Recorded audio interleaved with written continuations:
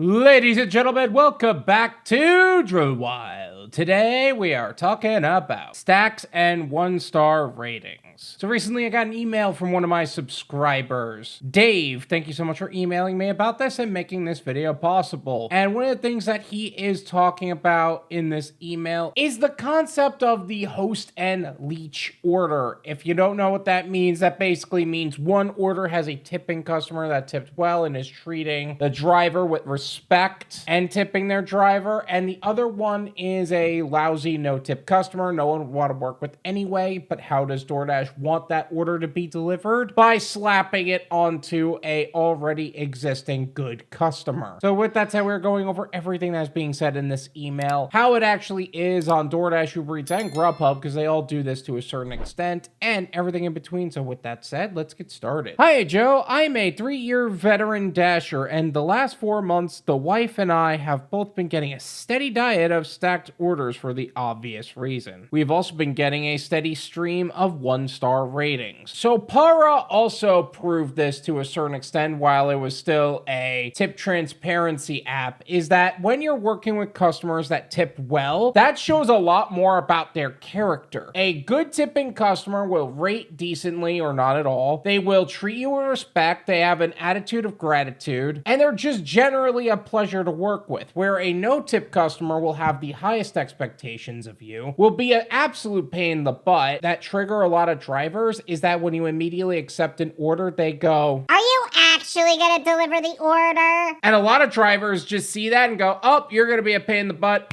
Unassigned. So they don't accept orders like that at all. It's why a lot of drivers refuse to take stacked orders on DoorDash. Not to mention, now that DoorDash has been changing from individual base pay per order in the offer itself to it's just one offer and one base pay. Doesn't matter if there's 2, 3, 4, 5, 6 offers in that single order, it's going to be the same one base pay. Yeah, that's a problem. Why would anybody want to work with customers like that? But that also puts drivers in danger too, because you can get deactivated if you get too many of those customers. None of the orders have been late or substantially wrong, so there was no way it was a legitimately terrible service. Yeah, what I find with customers like that is that they don't really need a reason to give you a bad rating. It's why a lot of 1-star ratings don't actually have a reason, because it just ends up on you anyway. They just see that everything is wrong with the world, and while I understand that there's a lot of gripes to be had with the world, they are just miserable people in general. Like, why would I want to work with somebody like that? Why would you want to work with somebody like that? They're probably the coworker that you wanted to get away from, so you ended up in the gig economy because of that. I am left thinking my market is full of cryberries who expect priority service without paying for it. Yeah, that's pretty much the gist of it. A lot of these people expect everything to be handed to them. They're very entitled. Pedro says they're uneducated, but in this day and age, if you're that uneducated, then you aren't trying to learn at all. So that is intentional ignorance. Would you please ask your audience if anyone else is having the same issue? You know what? That's a good question. Let me know in the comments if you're also experiencing that, because I feel like that has been the experience since I started this in 2018, all the way in New York, and then moved down here to Florida. It is 2024, and it is still the same people being the same pain in the butt. This is my opinion.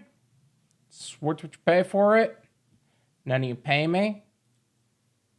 There you go. This is exactly one of the main reasons, in my opinion, that no tip, no trip is still a thing. Yes, we would rather have a strong base pay. Yes, if the company would pay us better, that'd be great too. Yes, we should be paid for the mileage we're putting out. Here's the other side to that. If the customer isn't paying for the service, then why should we serve them? This shows a lot about the character of the customer. You can tell exactly who everyone is based on the way they tip and whether or not you want to do business with them. Whether you want to be friends with them or if they're your family members, that's one thing, that's your choice. If I'm going to do business with somebody, I don't want to work with somebody that's an absolute trash bag of a person. I don't care what anybody says. Either way, on DoorDash specifically, I would steer as clear away from stacked orders entirely, especially now since they are definitely not trying to increase your decline rate for declining stacked orders. And another important point is that you need to diversify your gig portfolio and develop an exit strategy. Because the gig economy is an income bridge to what would be a long-term goal and not the goal, and you should never be dependent on any one app, because then you end up taking orders that look like that and working with customers that are absolute trash just to make ends meet. Why would you want to do that? That sounds horrible. Either way, like you said, if you have any other perspective to add, let us know in the comments. Let's make sure we have as many perspectives on this as possible so you can make the most amount of money in the least amount of time in the safest possible way. Thank you so much for watching. I really appreciate it. As always, make sure to hit the like button, subscribe if you're new,